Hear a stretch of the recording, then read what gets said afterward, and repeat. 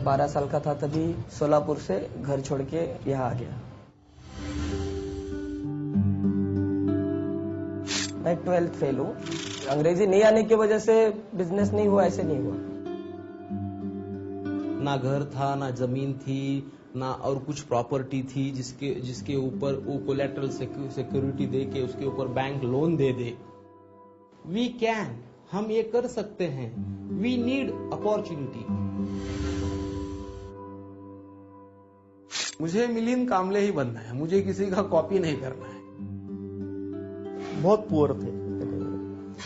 I used to go to the school by walking of almost 10 kilometres. माँ मुझे पकड़ के लेके जाती थी 10 किलोमीटर, क्योंकि हमारे बस के लिए भी पैसे नहीं थे। धीरू भाई अंबानी, टाटा, हम भी उस हिसाब से ही बने। बिजनेस में जब हम लोग आए तो हमने घर में पूछ के नहीं किया, बिकॉज घर में पूछेंगे तो नॉर्मली वो तो माइंड सेट रहता लोगों कि अच्छी नौकरी करना चाहिए, अच्छा ऑफिसर बनना चाहिए, सुबह 8 बजे ऑफिस में जाए, शाम को 5 बजे घर पे आ जाए। 2-3 लोग तो एटलीस्ट डिसाइड करते हैं कि वो चलो हम भी डेयरिंग करना चाहिए। अगर ये सक्सेस हो गए तो मैं तो फेल नहीं होगा। 100% सक्सेस नहीं कि 50%, 60%, 30% तो मैं सक्सेस हो सकता हूँ। सर डेयरिंग तो आने लगा है।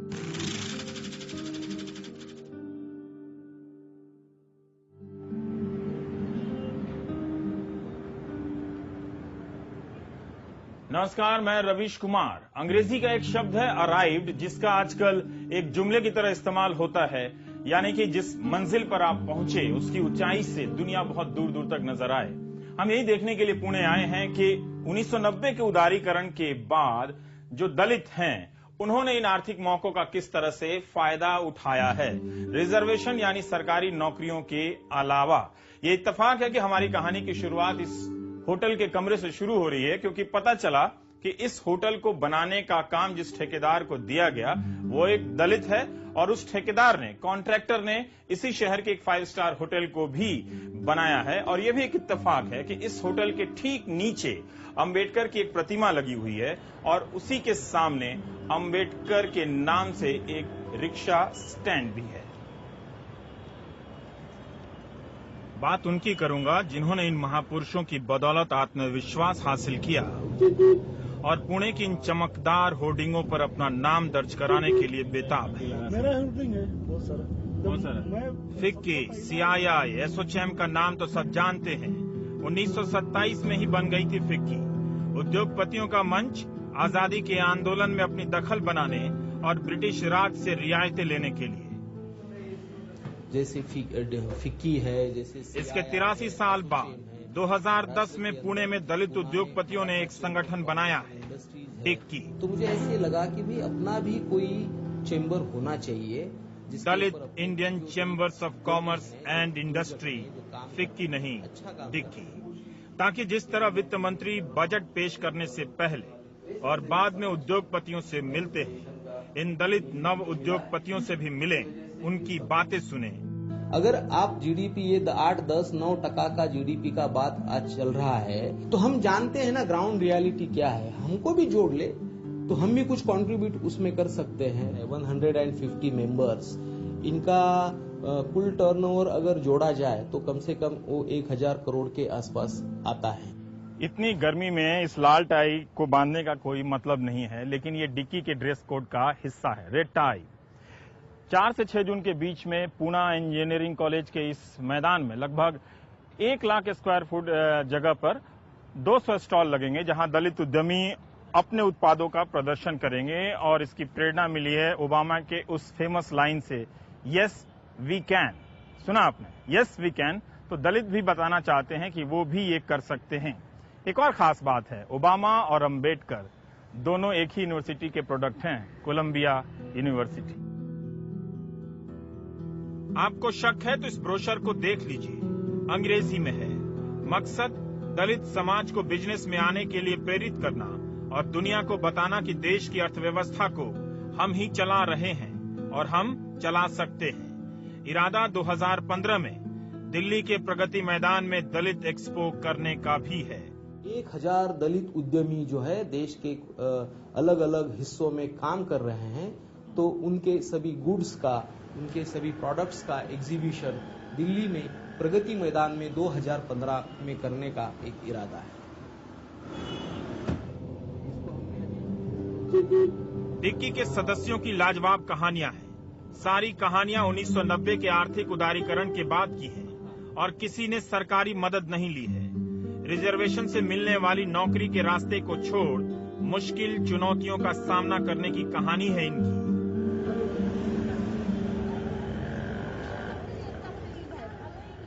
उन्नीस में पुणे के बीएमसीसी कॉलेज की इस दीवार को बनाने का ठेका मिला था मिलिंद कामले को।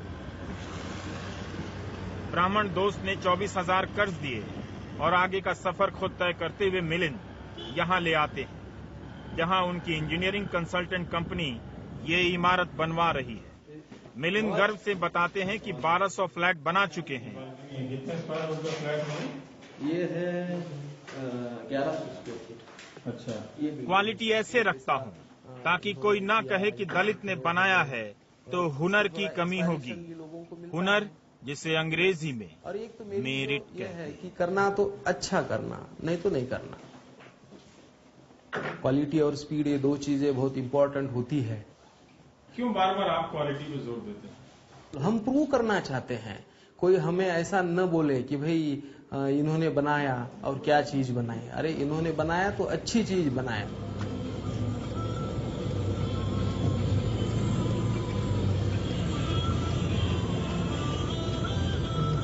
अब हम जिस फैक्ट्री में प्रवेश कर रहे हैं वो महाराष्ट्र की एक बड़ी पाइप कंपनी है।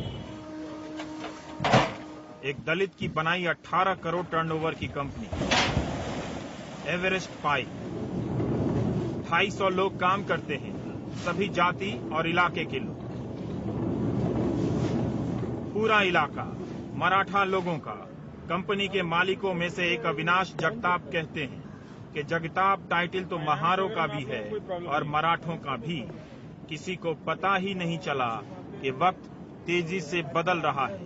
पड़ोस में एक दलित यहाँ कामयाबी की कंपनी बना रहा है।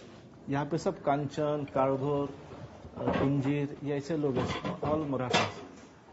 उनको नहीं पता था कि ये जगताप नहीं, कुछ नहीं। जब हमारे घर में पहला शादी हुआ तभी उनको 76 में पहला शादी हुआ। 70 में शादी हुआ तब लोगों को पता चला कि ये कौन से कास्ट के। अविनाश के पिता पाइप जोड़ने वाले मजदूर थे। बाद में ठेकेदार के लिए सांगली से पाइप लाकर पुणे बेचने लगे।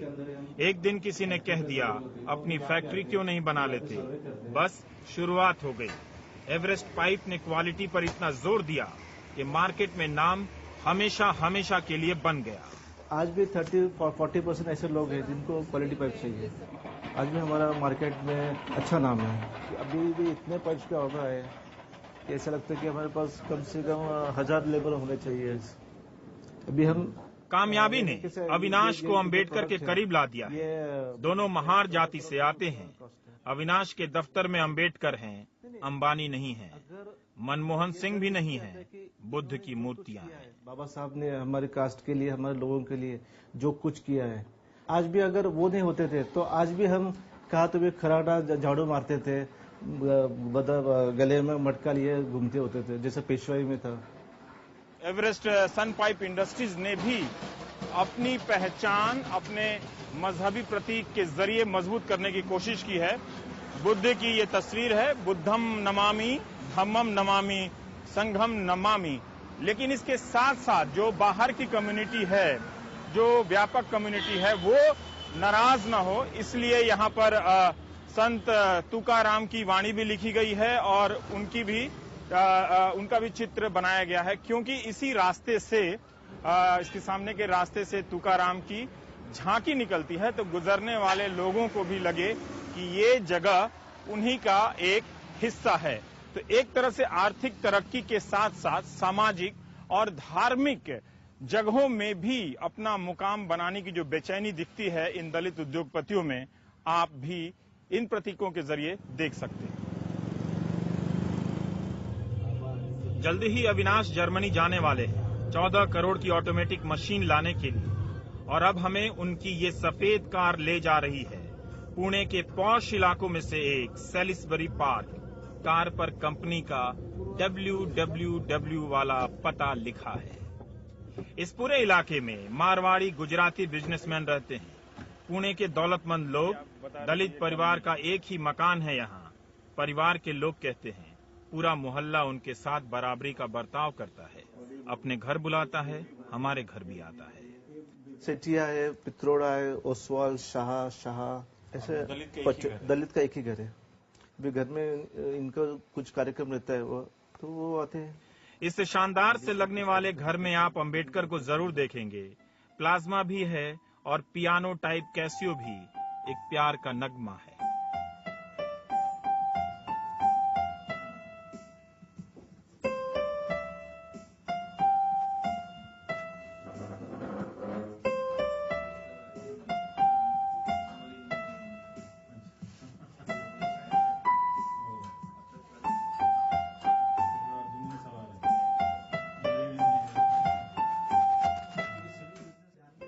नामदेव कृष्ण जी जगताप आप ही हैं जो मजदूर से मालिक बने। पेपर बेचते थे, बुक्स बेचे। इतना हौसला कैसे आया कि एक बिजनेस कर हो गया?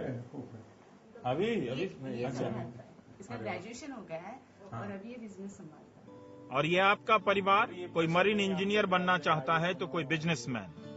बहुओं का आत्मविश्वास बताता है कि परिवार में सबको बराबरी मिली है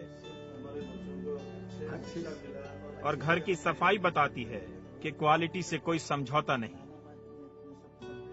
लाइफस्टाइल आ रही है, छत पर गार्डन है और बाहर झूला, मगर अंबेडकर से बड़ा कोई पहचान नहीं। हमारा तो भगवान है ना, भगवान मानते हैं हम लोग। ये कार्ड भी बता रहा है बुद्ध भगवान के लिए हुए कीर्तन में बुलाए गए 13 दलित IAS अफसरों के नाम छपे हैं।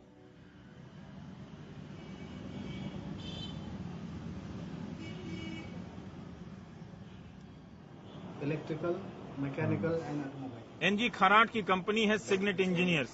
ये वो सामान है जो आसमान से गिरने वाली बिजली से इलेक्ट्रॉनिक उपकरणों को जलने से बचाते हैं। जर्मन कंपनी की डीलरशिप लेकर खराट बिजनेस कर रहे हैं। Equipment quantity. कभी बॉम्बे की टेक्सटाइल मिल में मजदूरी करने वाले पिता के लड़के हैं। Father was working as a worker in textile in Mumbai.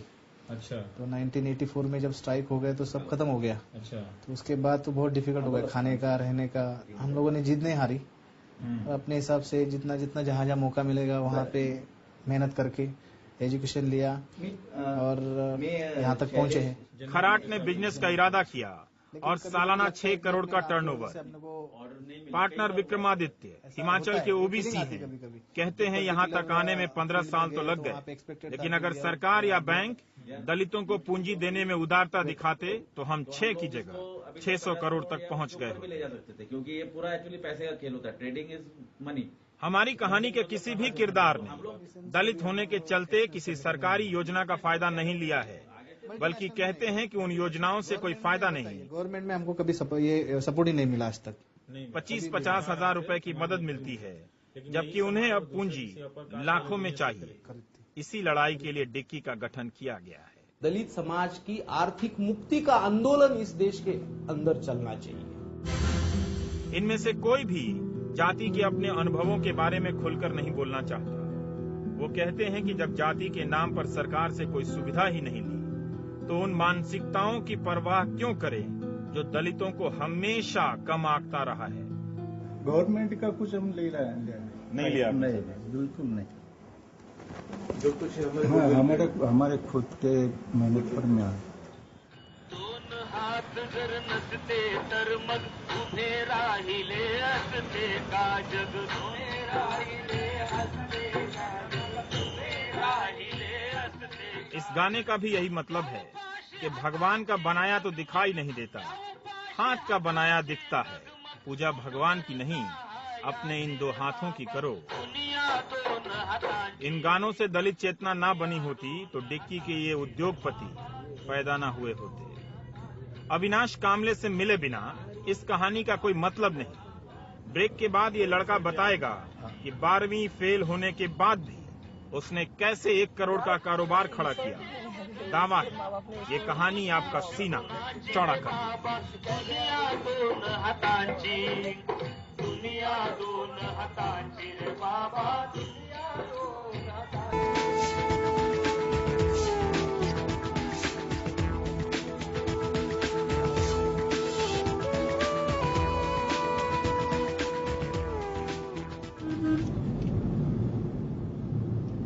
बचपन से जब आया मैं। अविनाश कामले उम्र 34 साल अपनी कार में उन रास्तों पर ले चलते जहां कभी वे गजरे और गुब्बारे बेचा करते थे। अच्छा पैसा मिलता था, गजरे बेचे, कैरी बैग बेची, गुब्बारे बेचे, चौराहे पे गजरा बेचे। हाँ।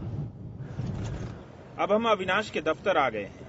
14 साल पहले डीटीडीसी के ही एक ब्रांच में अविनाश डिलीवरी बॉय का काम करते थे।